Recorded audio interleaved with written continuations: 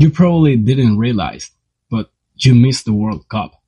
No, I'm not talking about the one with national teams. We're talking about the massive 32-team FIFA Club World Cup in the United States. It was supposed to be the ultimate football tournament, a multi-million-dollar spectacle to crown the true king of football. Instead, it became a battleground of lawsuits, empty stadiums, extreme weather, and tactical drama. From Lionel Messi's controversial invitation to Chelsea's tactical masterclass in the final against PSG, this tournament changed everything. This is the chaotic story of 2025 Club World Cup, the tournament you completely missed. Welcome to the real football.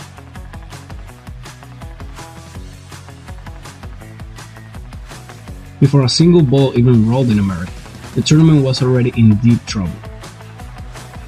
The Players' Union, FIFPro, and the European League actually filed formal lawsuits against FIFA at the European Commission. The accusation was simple: extreme schedule saturation. Elite players were coming off a brutal European season of more than 60 matches. Adding another month of high-intensity games in the middle of the summer was seen as a direct attack on their physical and mental health.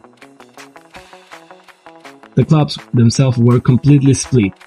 The executives loved the idea of making up $50 million just for showing up. But the managers were absolutely furious.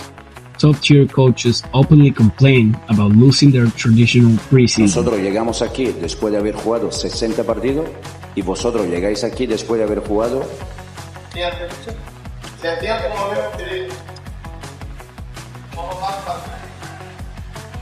And then came the financial panic. Just months before the start, FIFA president Gianni Infantino could not sell the global TV rights for the billions he promised. FIFA was forced to slash ticket prices for early games just to avoid embarrassment of empty arenas. To save the tournament's media impact, FIFA needed a miracle, or rather, they needed one specific man: Lionel Messi. In a highly criticized move, FIFA handed the host country spot to Inter Miami. They didn't give it to the winner of MLS Cup, which is the actual league title. Instead, they awarded it for winning Supporters' Shield regular season. Analysts around the world called it out immediately. It was purely commercial decision to make sure Messi was there for the opening match. But did the fans actually show up? Well, yes and no. The attendance was a tale of two completely different worlds. When European and South American giants played, the stadiums were completely packed. But when other confederations faced each other, the interest vanished. The group stage finished with a terrible 56.7% overall stadium occupancy. On top of that, extreme weather hit the tournament hard.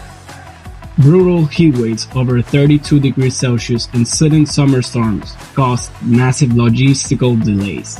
Look at the numbers. Over 81,000 fans packed the MetLife Stadium for the final. 80,000 filled the Rose Bowl for PSG against Atletico Madrid. But on the other side of the spectrum, only 3,400 people show up in Orlando to watch Ulsan HD face Mamelodi Sundowns. Just 5,000 fans watched Pachuca play Salzburg. The contrast was loud and clear. Once the whistle blew, the football on the pitch was absolutely wild. In Group A, the Messi effect was on full display. Inter Miami played their opening match in front of 61,000 fans in Miami Gardens, fighting a 0-0 draw against Al Ahly. Then, they beat Porto 2-1 and sealed their qualification with an incredible 2-2 draw against Palmeiras. Meanwhile, in Group B, Paris Saint-Germain sent a massive warning to the rest of the world. They absolutely destroyed Atletico Madrid 4-0 at the Rose Bowl, solidifying themselves as a massive title contenders from day one. But the most shocking scoreline happened in Group C. Bayern Munich utterly humiliated Auckland City with a historic 10-0 victory. It was the biggest blowout in the history of the tournament. Yet, in a bizarre twist, Benfica actually won the group after upsetting Bayern 1-0. The round of 16 is where the true chaos began. Chelsea had to fight through a brutal physical match against Benfica. finally securing a 4-1 win in extra time. Meanwhile, Lionel Messi's dream run came to a crashing halt. PSG completely neutralized Inter Miami 4-0. But the biggest shock of the entire tournament happened in Orlando. The Asian champions, Al Hilal, went toe-to-toe with Manchester City. In an absolute classic, Al Hilal eliminated Guardiola's men 4-3 in extra time. In the quarterfinals, the tension reached a boiling point. Fluminense stopped the Saudi hype train by beating Al Hilal 2-1. Chelsea barely escaped Palmeiras 2-1 in a thrilling rematch of their 2022 battle. And Real Madrid advanced after a chaotic 3-2 win over Borussia Dortmund, which saw a Madrid defender red-carded in the final minutes. But the semifinals set up an unforgettable showdown. Chelsea comfortably handled Fluminense 2-0 in front of 70,000 fans. But the other semifinal was an absolute slaughter. 77,000 fans watched in shock as Luis Enrique's PSG utterly destroyed Real Madrid 4-0. It was one of Madrid's worst European defeats in modern history. 2025, MetLife Stadium in New Jersey. 81,118 fans in the stands. The final, Chelsea vs Paris Saint-Germain. Everyone expected a close tactical war. Instead, Enzo Maresca put on an absolute coaching masterclass. Chelsea completely neutralized PSG's dangerous counterattacks. They controlled the midfield, frustrated the French side, and dictated the tempo.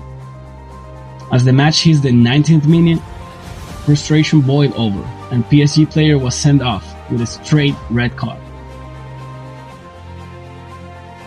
Chelsea took full advantage, closing out a dominant 3-0 victory to become the official champions. Cole Palmer was awarded with the Golden Ball as the tournament's best player.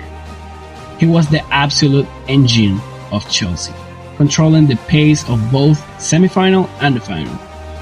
Robert Sanchez won the best goalkeeper, keeping crucial clean sheets in both the semis and the final. So what did we learn from this massive experiment? This tournament served as a massive test run for the upcoming 2026 FIFA World Cup, and it revealed three critical truths. First, high-profile international matchups bring in massive numbers, but lower-profile games face a critical lack of interest in the US market. Second, the war over the football calendar is far from over. The extreme physical toll, muscle fatigue, and injuries prove that the current football business model is pushing players to their absolutely breaking point. But third, and most importantly, venues like the MetLife Stadium prove they are 100% ready to handle the pressure of hosting the biggest games on earth. The 2025 Club World Cup was chaotic, controversial, and brilliant, all at the same time. It was just a small taste of the madness coming to America this summer. This wasn't just a summer preseason. This was the beginning of a new major tournament. And it was also the big demonstration that the USA is ready for the World Cup. Let me know your opinion in the comments below. Smash that like button and subscribe for more deep football breakdowns. See you next time.